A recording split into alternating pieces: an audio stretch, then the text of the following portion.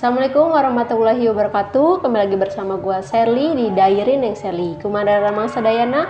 Semoga kalian selalu sehat, selalu dilindungi oleh Allah Subhanahu wa taala. Amin ya rabbal alamin. Kali ini gua mendatangkan narasumber yang benar-benar spesial banget nih buat kalian, dan pasti kalian nih, sebagian dari kalian sudah mengetahui atau mengenal narasumber gua kali ini. Pada penasaran kan? Oke, kita langsung aja ke narasumbernya, yaitu Kang Arya. Kang Arya Sena. Aduh, alhamdulillah banget nih. Aduh, ketemu sama Kang Arya dari kemarin-kemarin, dari minggu-minggu lalu tuh udah berharap banget. Cuman Kang Arya gitu keluar-keluar mulu nih, kemana nih? Oke, Kang Arya, gimana kabarnya Kang Arya? Alhamdulillah sehat. Aduh, udah kemarin pulang dari mana? Kemarin 28 kota kemarin. Wih, keliling Jawa Barat, Jawa Tengah, Jawa Timur. Keren banget. Dan kalau di Jakarta itu banyak banget youtuber yuk langsung mampir ke Kang Arya, langsung main ke rumah Kang Arya, ya bener ya Kang Arya? Alhamdulillah. Dan alhamdulillahnya tuh hari ini tuh gue mampir ke rumah Kang Arya dan pengen berbagi cerita, bukan berbagi sih, meminta cerita.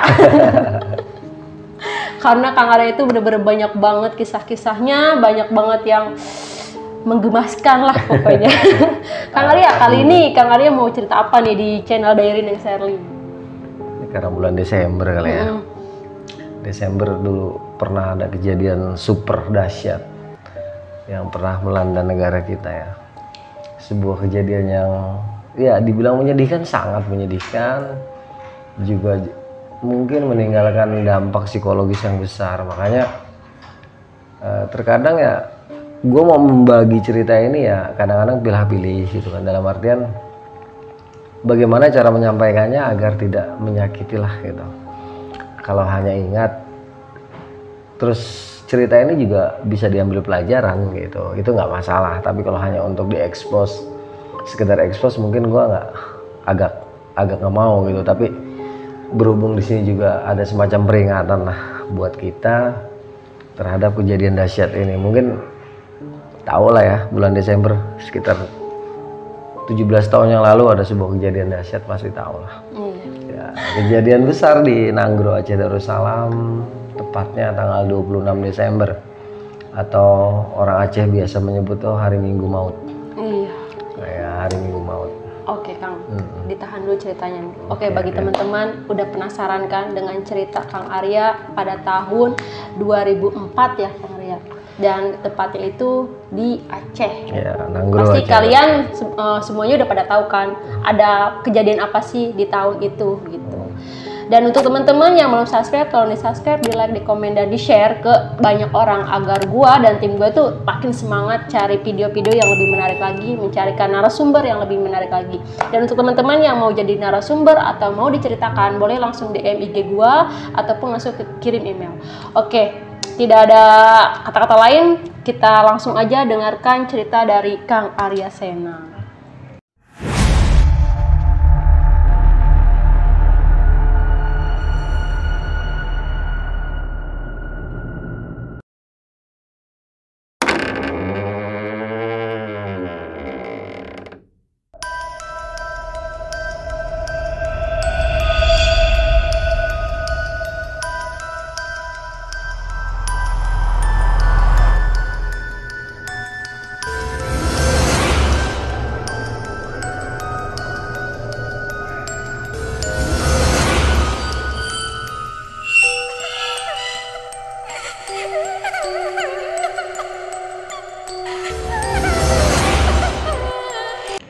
Assalamualaikum warahmatullahi wabarakatuh kepada semua sobat-sobat Neng Sherly. Alhamdulillah Allah masih memberikan kesempatan, kesehatan, juga kemampuan untuk bisa berbagi cerita.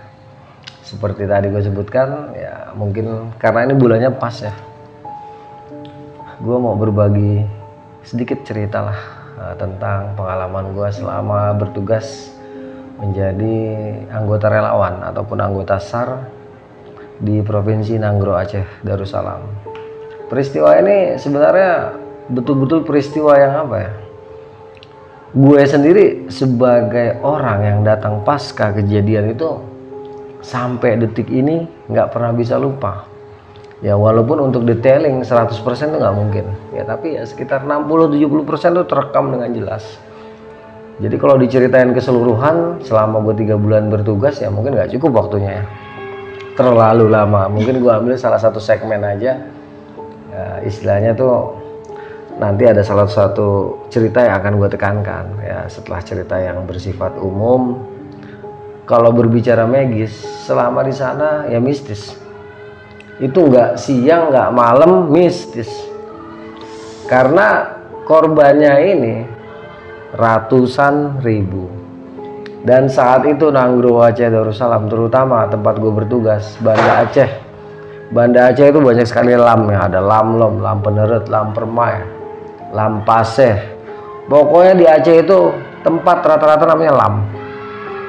Nah untuk lam-lamnya sendiri karena terlalu banyak medan operasinya dulu, adalah salah satu tempat yang gue ingat lam Jame. Oke, sebelum kita masuk ke lam Jame, kita mundur sedikit dulu ya. Jadi waktu itu gue ingat tanggal 26 Desember. Gue inget banget malamnya sebelum kejadian. Paginya, jadi tanggal 25 ya, 25. Kan itu Natal ya. Itu gue lagi begadang di depan nongkrong. Ya waktu itu nggak ada firasat apa-apa lah. Terus selesai begadang gue tidur biasa. Waktu itu anak gue si Ari tanggal 4 Januari dia akan ulang tahun yang pertama.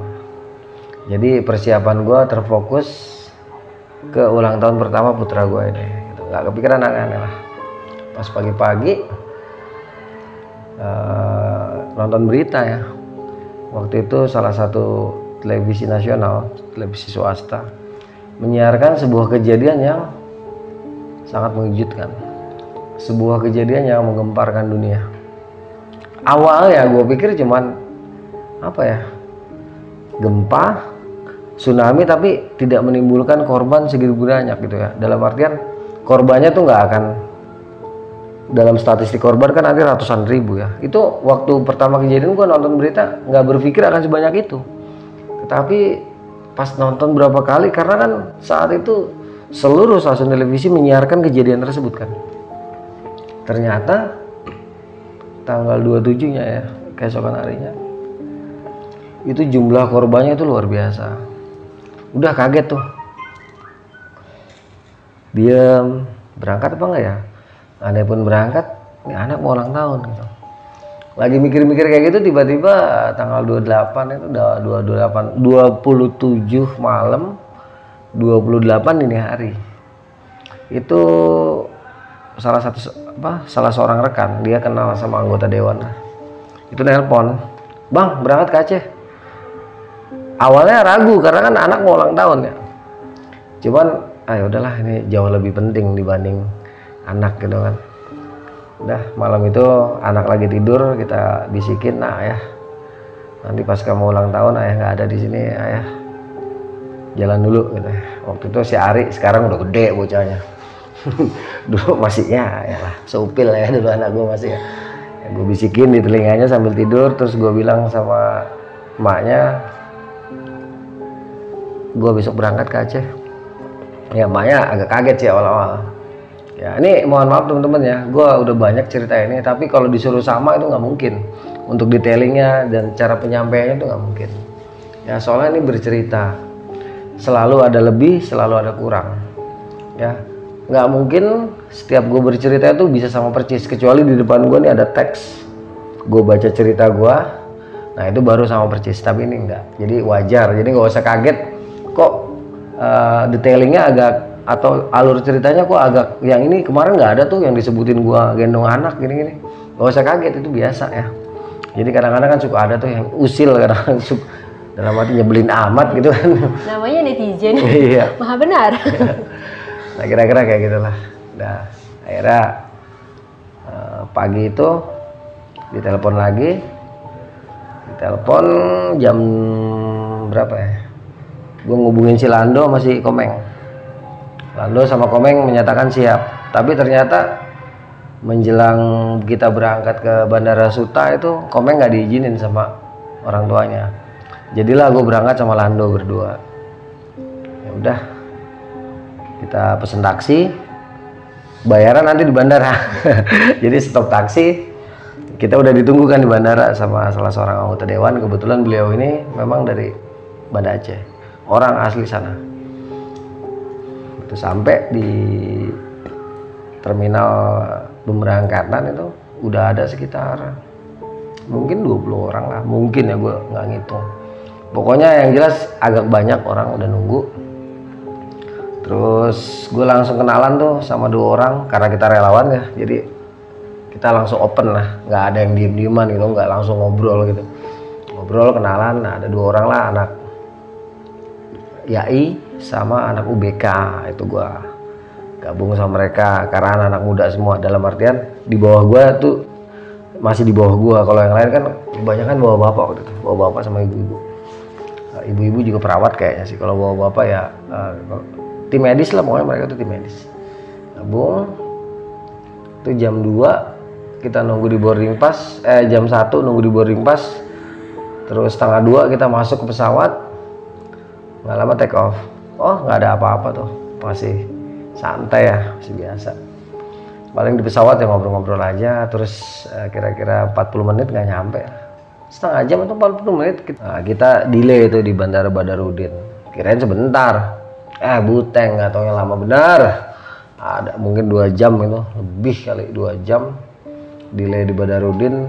Itu karena trafik atau lalu lintas penerbangan di Bandara Belang Bintang di Aceh itu padat banget. Karena bisa dikatakan mata dunia sedang tertuju ke Aceh. Jadi lalu lintas itu betul-betul padat. Kita nunggu tuh. Jadi kita nunggu di Badarudin. Sampai itu sekitar jam 2 atau setengah 3 ya. Sampai sekitar setengah 6 pesawat baru take off lagi. Take off, yes. Aman. Wah, masih bercanda-bercanda. Gue masih sempat godain pramugari. Karena pramugarinya duduk deket gue gitu kan. Ya godain doang. Biasa cowok. Tiba-tiba begitu kita masuk Aceh, udah kelihatan nih lampu-lampu dari kaca pesawat kan udah kelihatan. Terus landasan pacunya juga udah kelihatan. Terbang. Terus nggak lama tuh suara bubuk gitu. Pesawat nabrak sesuatu lah, kayak awan lah. Nggak lama turbulence, pesawat tuh mulai goncang. Zut, zut, terbangnya tuh udah bikin, pokoknya kalau dia turun itu jantung kayak ketinggalan di atas gitu kan. Itu masih tenang, masih santai. Pramugarinya agak tegang, nengok keluar, terus diem, petir kiri kanan pesawat. Nah inilah luar biasa ya teknologinya, pesawat itu bisa nggak kesambar petir. Jadi pesawat kiri kanan petir juga. Nah itu goncangan di pesawat udah benar-benar bikin jantung mau copot. Jadi pesawat ini udah goyang begini, turun naik itu adalah sekitar setengah jam. Yang tadinya suasana gaduh oleh ketawa-tawa berubah, udah suasana tegang kayak gitu ya. Yang di depan teriak-teriak, ya Allah, kami rombongan relawan, ya Allah tolong selamatkan kami. Takbir, baca-baca segala macam. Gue daripada pusing yang nggak jelas, cabut foto anak gue. Gue langsung bilang, ya Allah, jika ini saat terakhirku melihat putraku, hamba titip putraku, ya Allah, tolong besarkan dia, tolong rawat dia. Itu air mata netes, dan gue lebih memilih tarik napas, tahan, gue baca selawat. Ya Allah, hamba mohon bersama Kanjeng Nabi saat-saat terakhir nanti. Karena emang udah, itu pesawat ngeri banget, udah goyang, bener-bener turbulensinya itu udah. Itu pramugari di samping gue itu udah pucet. Ini pramugari orang yang biasa terbang. Nah kalau gue kan terbang sekali-kali. Nah ini yang biasa terbang pucet, berarti kan she saw something atau she know something, dia tahu sesuatu. Udah nggak ada omongnya, tegang, sabuk pengaman dikencengin. Dia juga sempat ngomong, Mas sabuk pengaman kencengin. Nah, kalau gue mah sebodoh lah. Mau gimana cara mati urusan Allah gitu. Nah, udah pasrah begitu, depan udah gaduh, lampu itu pintu belakang pesawat tuh udah bunyi, wik, gue nggak dibaca jebol ya. Udah bunyi, wik, aduh jebolnya. Cuman lagi-lagi daripada mikirin ini pesawat jatuh, pintu pesawat jebol, terus kita mati, daripada pusing mikirin itu, Mendingan gue mikirin Allah sama Rasulnya. Udah gue tenang. Ya nggak tenang juga sebenarnya, cuman ya udahlah, terserah aja gitu. Jadi lebih fokus kepada Allah dan Rasulnya. Sampai akhirnya suara itu nggak ada semua, nggak kedengeran. Terus kita keluar dari zona turbulence tadi. Itu pesawat muter-muter sampai 3 kali atau 4 kali baru dikasih landing di Bandara Belang Bintang di Aceh. Itu begitu mendarat berasa hidup. Wah, lega itu. Kita pada salam-salaman. Alhamdulillah kita selamat ya. Posisi gua kan paling belakang duduk ya. Udah pada ramai itu salam-salaman. Gua terakhir tuh diri dari bangku. Keluar bareng sama pramugarinya. Karena dari awal tuh gue godain terus tuh pramugari. Begitu turun tangga pesawat, gue sempet ngobrol. Gue tanya gimana tadi ya? Alhamdulillah kita selamat kata dia. Harusnya hitungannya ini pesawat jatuh kata dia. Ya kira-kira begitulah. Bilang ya udah mbak, hati-hati ntar pulang. Semoga nggak ada apa-apa. Iya mas, makasih. Gue lupa minta nomor teleponnya. Ya aja. Itu turun, kita menginjakan kaki di bandara.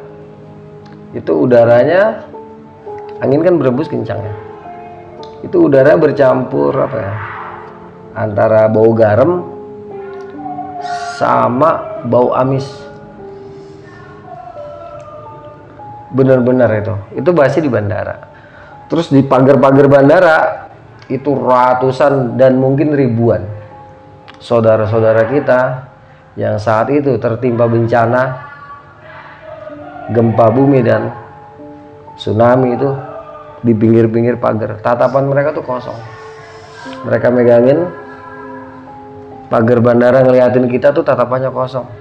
Itu dari landasan pacu kita jalan kaki ke ruang tunggu itu ya mungkin 100 meteran ya. Itu sepanjang perjalanan di pagar bandara itu yang kita lihatin hanya wajah-wajah dengan mata yang kosong. Begitu sampai ke ruang tunggu bandara, jangan harap itu ketemu yang namanya ruang tunggu yang rapi, bersih, itu enggak. Ruang tunggu itu berantakan, becek, kotor, ya, kredit, orang bolak-balik nggak jelas. Wah. Itu ratusan ribuan orang itu, nggak sedikit. Orang bingung, ya betul-betul orang bingung. Karena gue masuk ke sana itu tanggal 28 Desember malam, ya. Jadi ya masih deket banget sama kejadian. Ya.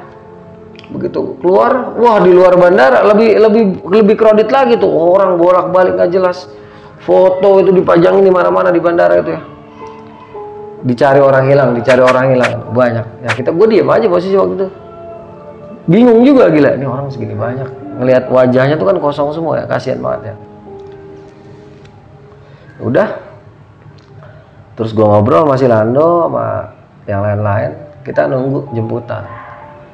Saat itu di bandara terang benderang, mungkin karena itu objek vital. Nah, gue nggak berpikir waktu itu, belum kepikiran bahwa nanti lepas dari bandara itu gelap gulita. Itu belum kepikiran, belum tahu. Kita mau kemana juga belum tahu nih. Masalahnya sampai pokoknya satu menginjak Aceh dulu gitu kan. Begitu udah sampai di Aceh kaget ngelihat suasana tuh kredit, betul-betul kredit. Dah sambil orang bising ngobrol-ngobrol pakai bahasa Aceh. Ya beberapa juga ada yang sempat menghampiri kita, bertanya-tanya dari mana gitu kan. Ya, gue bilang dari Jakarta, ngobrol-ngobrol sedikit. Nggak lama jemputan kita elep 2 datang. Elepnya lumayan bagus lah. Elep datang 2. Masuklah kita tuh.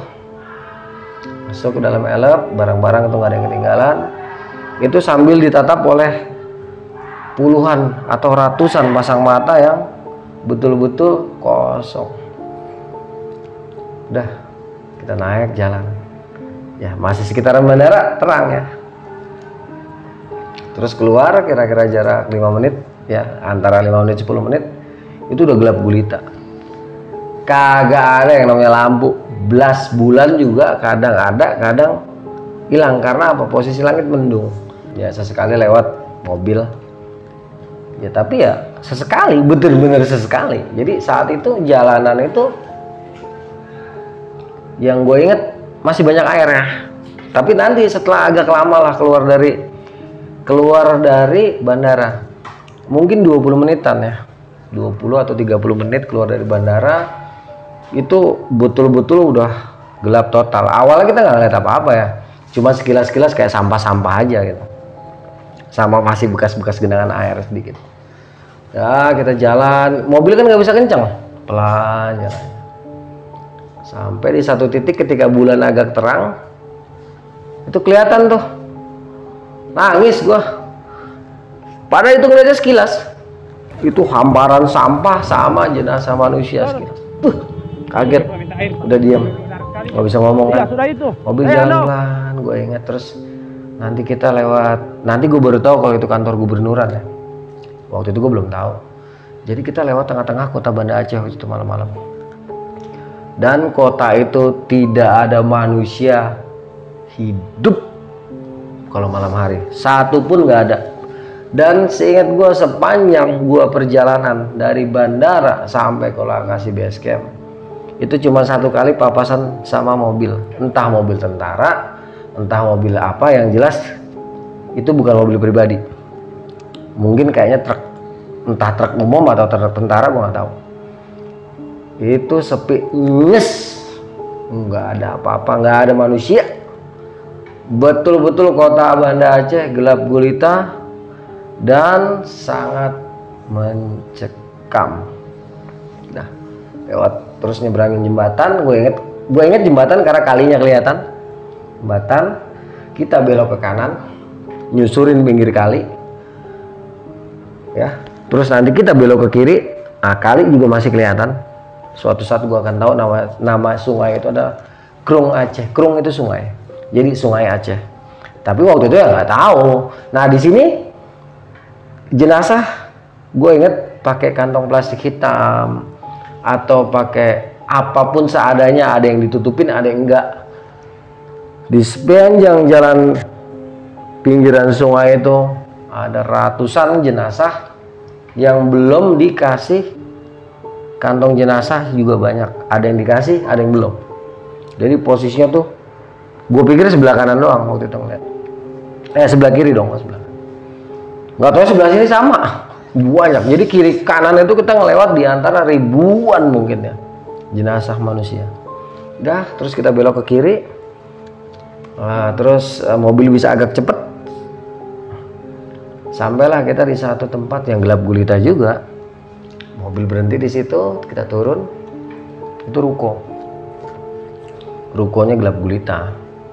Cuman ketika kita masuk ruko, ternyata di situ ada 3 kakak pengungsi yang selamat dari terjangan gelombang tsunami. Kita masuk, buru-buru lah kita masuk. Kita langsung ke lantai 2 ruko, ya modelnya kayak gini ya, memanjang. Kita langsung cari lapak, ngobrol-ngobrol sebentar, perkenalan. Terus gue turun lagi ke bawah, ngobrol sama pengungsi yang tadi kita temuin waktu datang. Ya basa-basi sedikit, akhirnya ngobrol sebentar, kenalan. Taulah gue namanya Bang Ayu atau Bang Wahyu, singkatannya Bang Ayu. Udah ngobrol-ngobrol sama Bang Ayu. Bang Ayu ceritalah bahwa dia selamat dari gulungan ombak tsunami, pun itu di luar nalar. Jadi di saat dia lagi tergulung tanpa sadar, tiba-tiba dia ada yang narik. Itu yang narik dia ular. Ditarik ke atas sama ular. Begitu dia udah sampai ke atas, udah luka-luka semua, si ular itu berubah jadi sosok wanita tua. Udah habis itu si wanita itu hilang. Nah posisi dia udah ada di atas kayu besar. Jadi di atas gelombang, yang di atas air yang jalan deras. Sementara kan di bawah nggak gulung. Jadi yang di dasar itu pasti meninggal. Bang Ayu tuh udah naik ke atas. Udah setelah ngobrol sama beliau, gue naik lagi ke atas. Ngantuk ya, capek. Bayangin kita dari Jakarta itu jam 1, masuk Banda Aceh itu jam 9 malam. Karena delay, emang lama juga, 4 jam kan Banda Aceh itu, 4 jaman seingat gue. Udah naik ke atas, udah pada tidur-tiduran tuh, ya nggak? Kirain mah pada tidur beneran. Dalam hati gue, saya pada tidur gitu kan. Itu di luar jangan tanya, Neng. Serem, ya, benar-benar serem. Ya, terserah orang mau ngomong apa gitu ya. Tapi bagi orang-orang yang mengalami dan tahu pasca kejadian, di mana waktu itu listrik belum nyala, masih gelap gulita, pasti tahu gimana rasanya ada di Banda Aceh dan sekitarnya. Ya, itu dari tadi anjing udah gonggong. Cuman karena gue masih ngobrol di bawah sama Bang Ayu dan keluarga korban-korban yang selamat, nggak begitu terasa lah. Ya, begitu naik ke atas ternyata orang-orang tuh udah selimutan semua. Capek. Dalam hati gue, waduh, gue doang nih nggak tidur gitu kan. Mana anjing itu udah nggak berhenti bunyinya. Guguk, itu saut-sautan, nggak tahu berapa puluh atau berapa ratus anjing yang tidak berhenti-henti. Dia menggonggong terus-terusan. Terus ada mata yang jauh lebih jernih melihat, ada telinga yang jauh lebih tajam mendengar. Ya, di dalam diri kita ini mulai menangkap sesuatu. Dalam artian di luar itu seperti ada aktivitas, ya, terlihat oleh mata yang bisa melihat lebih jelas dan terdengar oleh telinga yang bisa lebih tajam mendengar. Itu jelas terdengar, jelas. Gue nggak bisa tidur, bingung. Wah, udah repot banget tuh, mau melek nggak bisa tidur karena di luar tuh terasa kayak ada orang jalan, mungkin ribuan orang jalan atau ratusan. Ya, kalau ribuan nggak tahu juga lah. Yang jelas itu orang banyak lah beraktivitas di depan ruko, jalan. Terkadang juga kayak orang lari gitu kan. Terkadang juga sekilas samar di antar gonggongan anjing itu kedengaran suara rintihan dengan menggunakan bahasa Aceh. Udah ada mungkin sekitar 2 jam itu sampai sekitar jam 3:30 itu pengen kencing, tahan-tahan sebenarnya dari jam 2 itu, dari selesai ngobrol sama Bang Ayu naik ke atas itu pengen kencing, cuman tahan-tahan gitu karena takut tadi ya, takut. Penyesuaian dulu kan, kita penyesuaian dulu, diam di atas. Lama-lama nih 3:30, daripada gua ngompol gitu kan, diri bangun terus turun, nggak taunya pada bangun banyak. Mau kemana bang? Mau kemana bang? Gue bilang mau ke WC, ikut bang. Wah, gue kira pada tidur, nggak taunya selesai kita kencing. Jadi kan kencing ditungguin nih, selesai kencing ntar yang udahan juga nungguin ya. Ntar naik bareng-bareng, perjanjiannya gitu. Memang hawanya, jangan bilang sok berani deh gitu. Ya, yang namanya takut itu fitrah, apalagi di tempat kayak gitu. Nggak ada tuh orang yang nggak punya rasa takut. Wong hewan aja punya, apalagi manusia. Yang namanya makhluk itu pasti punya rasa takut. Makhluk apa aja, apalagi kita manusia. Ya, selesai kencing ganti-gantian kita naik ke atas. Baru di atas rame tuh, karena udah menjelang badal subuh kan, udah jam 4-an ya, antara jam 3:30 atau jam 4 lah ya. Ya kalau untuk detailnya gue agak lupa, yang jelas udah menjelang badal subuh. Gak lama kita ngobrol-ngobrol tuh pada cerita, bang lu denger ini, bang denger ini. Cuman yang ngomongnya nggak begini gitu, jadi ngomongnya lu denger ini nggak? Iya di luar rame gitu lah.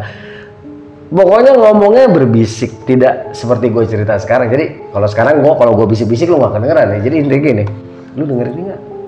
Iya gue denger. Kayak ada yang jerit, anak kecil, ibu-ibu. Pokoknya itu masing-masing. Jadi ada yang anak-anak, ada yang laki-laki dewasa atau perempuan atau anak-anak perempuan. Intinya tuh nggak semua mendengarkan suara yang sama, tapi variasi. Sampai masuklah ke badal subuh. Ya waktunya sholat subuh, kita sholat subuh bareng-bareng. Emang nggak ada lampu kan, gelap gulita, jadi turunnya bareng-bareng. Kita nyalain waktu itu handphone udah ada ya, 2004 itu handphone udah ada. Bahkan beberapa udah ada yang bagus dulu, kalau nggak salah ada N-Gag apa-apa, gue inget N-Gag tuh yang lumayan bagus waktu itu, Nokia. Dan udah dilengkapi sama senter kalau nggak salah itu. Ada mulai beberapa handphone. Juga memang ada yang bawa lampu emergensi kan, jadi nyalain. Selesai sholat itu nggak ada yang tidur, nunggu matahari sampai terang. Begitu matahari terang baru tuh pada ngorok semua. Wah, bangun bangun siang tuh kita. Siang makan, datang makanan, kita masih bertanya-tanya kan, ini gimana kondisinya di lapangan. Di tempat gue itu, gue tahu besok namanya Ole Karing. Ya, Ole Karing ini daerah yang tidak terdampak oleh gelombang tsunami. Ya, walaupun tidak terdampak, tetap yang namanya bau amis itu anginnya tetap sampai ke kita karena deket nggak jauh. Udah, kita masih bertanya-tanya siang itu sambil ngobrol, ya lupa gua obrolannya apa aja ya. Pokoknya kita ngobrol-ngobrol, makan siang, ngobrol juga sama para pengungsi. Hari itu kita nggak kemana-mana karena kita belum bisa ke lokasi atau ke TKP. Karena apa? Karena kita harus disuntik tetanus dulu, harus divaksin saat itu ya. Tapi nanti setelah udah 1 bulan itu udah nggak perlu. Itu bukan udah nggak perlu, udah agak diabaikan gitu. Tapi waktu baru-baru generasi awal masuk Aceh itu semua wajib disuntik tetanus.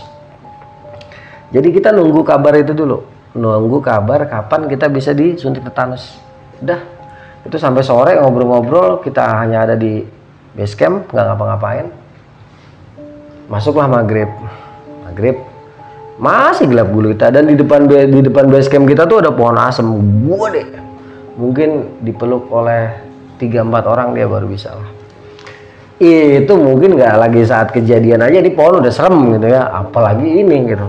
Begitu habis maghrib ya, awalnya sih kita cuek ya, nongkrong, karena sampai menjelang Badal Isya itu masih lah motor itu, kendaraan bermotor masih ada yang lewat lah, 1-2 gitu kan masih lewat. Kita juga masih nongkrong di pinggir jalan di depan, karena ruko itu persis pinggir jalan, nongkrong di situ sampai Badal Isya selesai.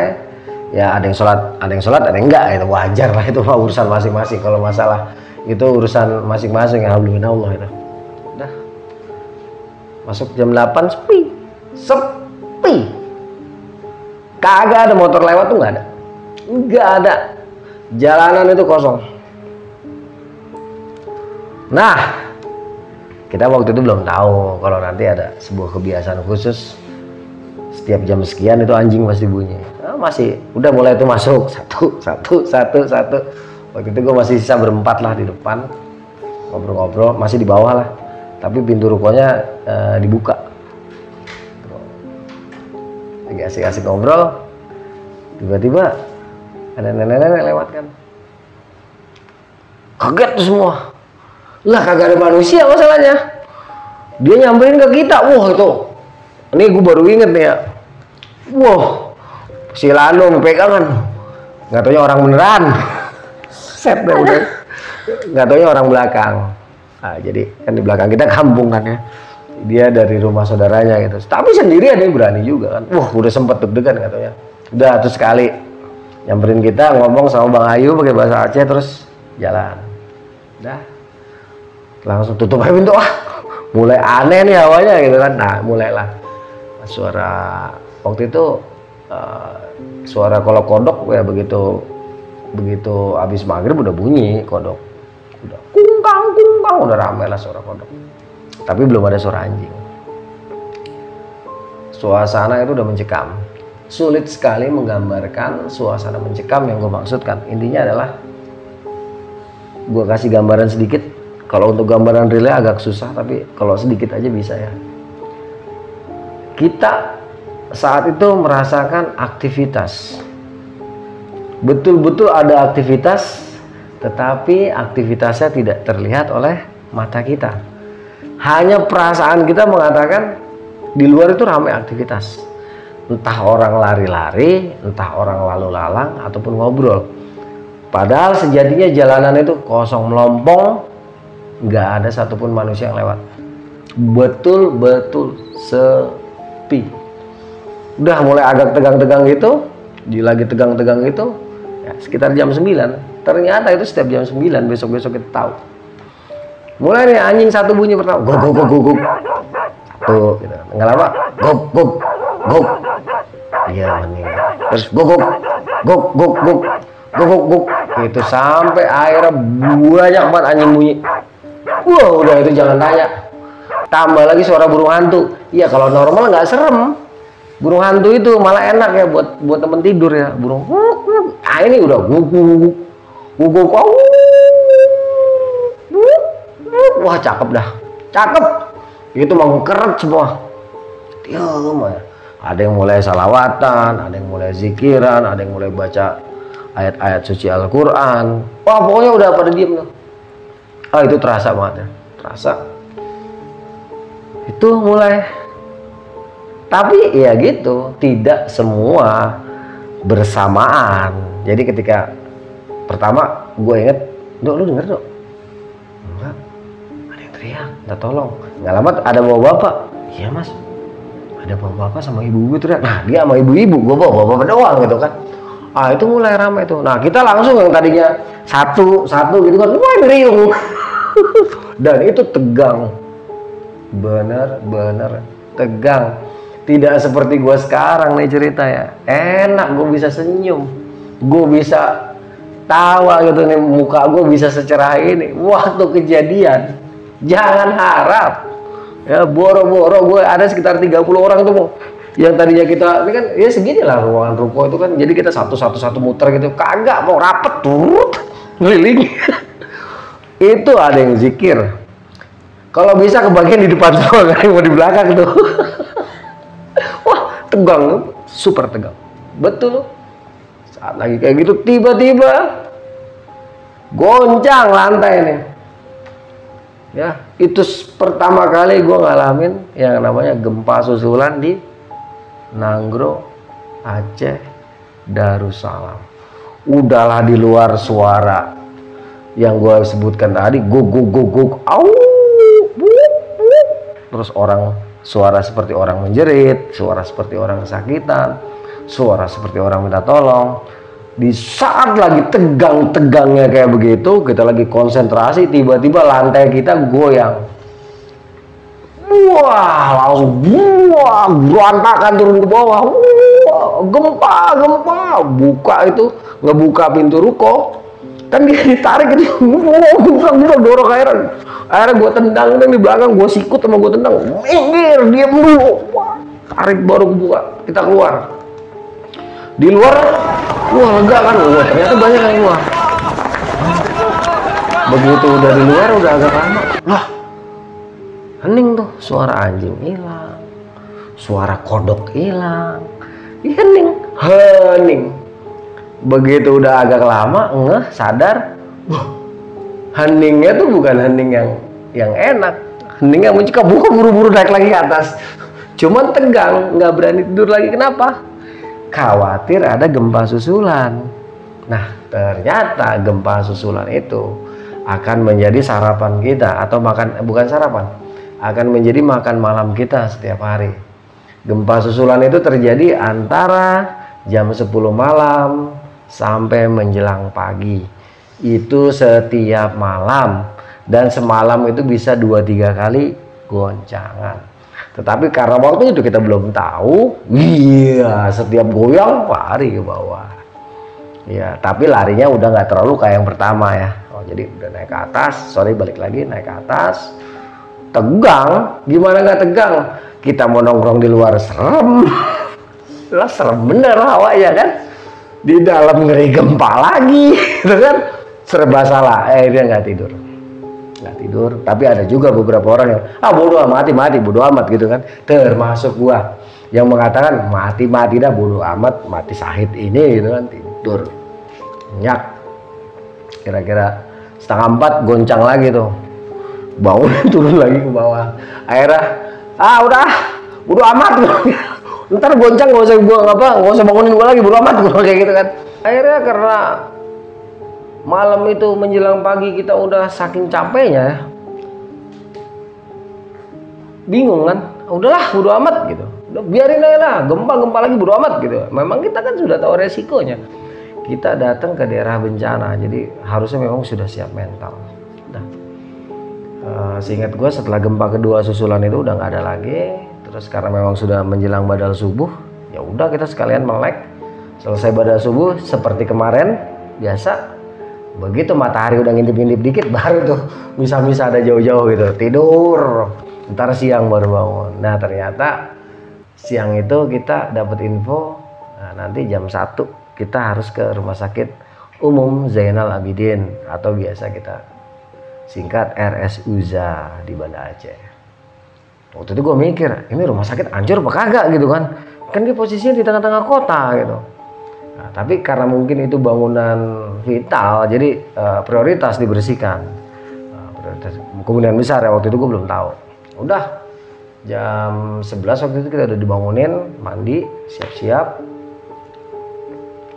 Terus kemarin kan kita dari bandara pakai elp ya. Kalau sekarang kagak pakai bak terbuka, udah pakai kol diesel.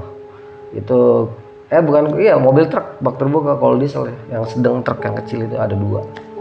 Kita naik ke situ, ya keluar tuh ke arah kiri Uli Karing, ke arah jalan waktu kita datang malam-malam. Pertama kali kita nginjek tempat itu, kita datang ke situ, lewat baru nih, itu baru di pinggiran ya, itu baru di pinggiran. Belok kiri, belok kanan, itu jenazah. Baru jelas ribuan.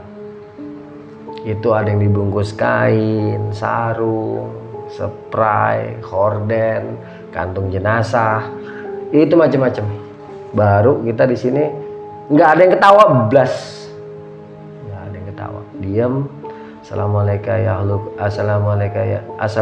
illa arwahi, khususon saudara-saudaraku di Nanggro Aceh Darussalam. Waktu itu gue begitu aja lah, gue abisan bingung, banyak banget kan, udah itu aja lah pokoknya. Sebisa kita aja ngirimin doa untuk saudara-saudara kita yang wafat pada waktu itu. Terus itu makin banyak. Tadinya jenazah-jenazah, lama-lama begitu mau masuk Banda Aceh, kelihatan kali itu di bawah jembatan percis di depan kita. Nanti gue tahu itu namanya Pantai Perak. Itu Pantai Perak rata, hanya bangunan sedikit ada. Itu sampah juga jenazah. Masuk tuh simpang apa namanya? Simpang 6 atau simpang apa lah, gue nggak tahu lah. Pokoknya masuk daerah simpang itu, belok kiri ke kantor gubernuran, lewat kantor gubernuran, mayat semua, sampah semua. Hanya jalanan yang bisa dilaluin aja pakai mobil yang dibuka, ya itu kiri kanan mayat sama sampah. Nggak usah dihitung jumlahnya, banyak banget. Kita belum bisa megang karena kita wajib untuk suntik tetanus. Jangan disingkat ya TT, ntar pada mikirnya yang aneh-aneh lagi. Jadi kita harus suntik tetanus dulu. Itu udah nangis kita. Seumur-umur gue lihat mayat paling banyak itu waktu kejadian di depan sini, waktu ada supporter dari PSIS ketabrak kereta 13 orang. Itu udah banyak banget waktu itu gue ngeliat mayat 13 orang berjejer dalam keadaan nggak utuh. Tapi saat gue di Aceh, gue nggak kebayang. Ya, ini bukan ratusan, ribuan jenazah saudara-saudara kita yang meninggal pada hari Minggu Maut di saat tsunami melanda Nanggro Aceh Darussalam. Itu nggak usah ditanya, sedih banget, nggak bisa ngomong. Semuanya hanya terpaku melihat kiri kanan. Bau nggak usah ditanya, karena itu udah hari ke-5. Jadi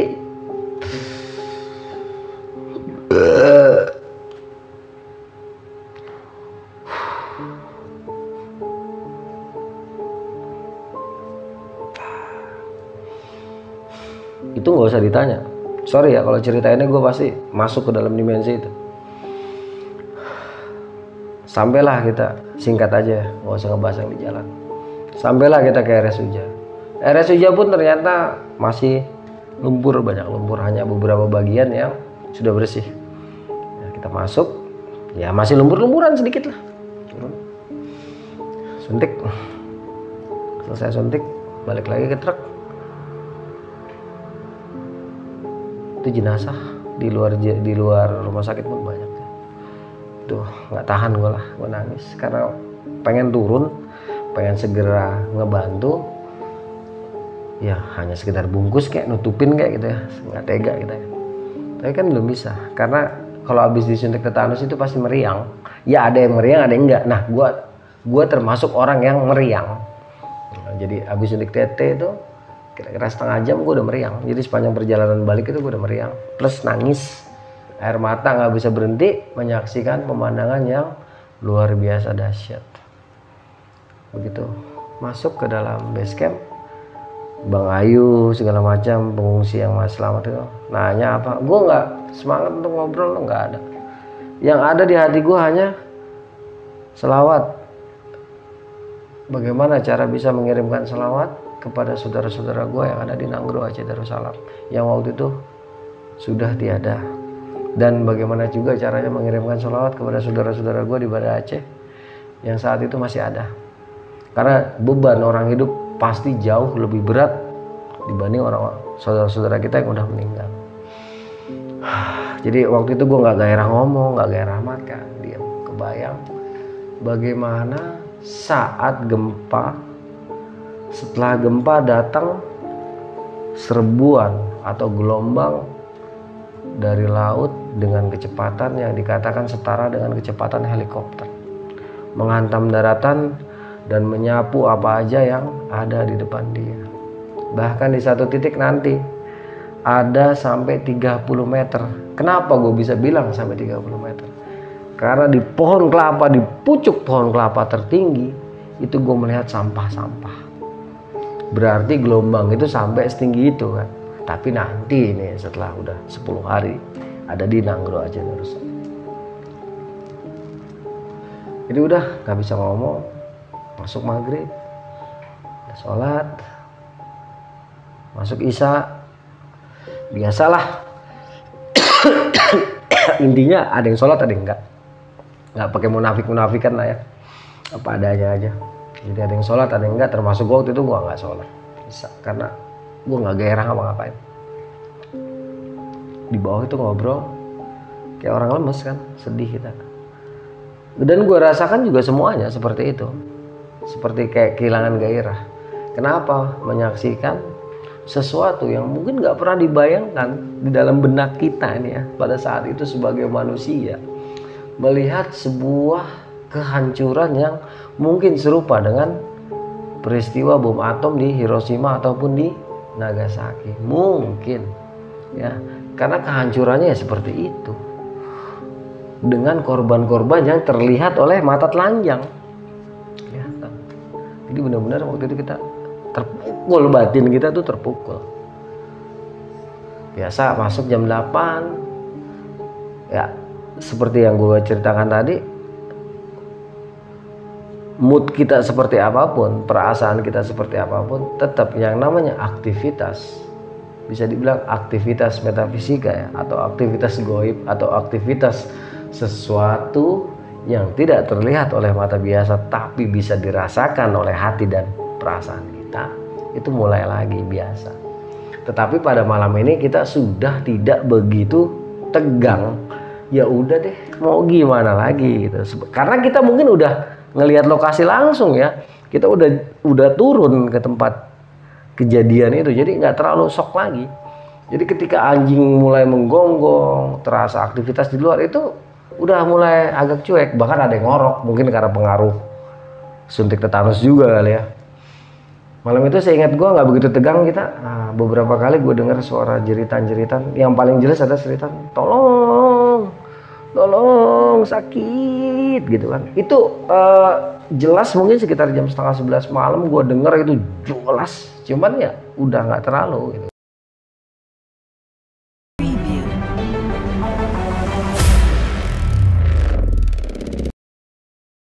Kira-kira 2:30 goyang lantai.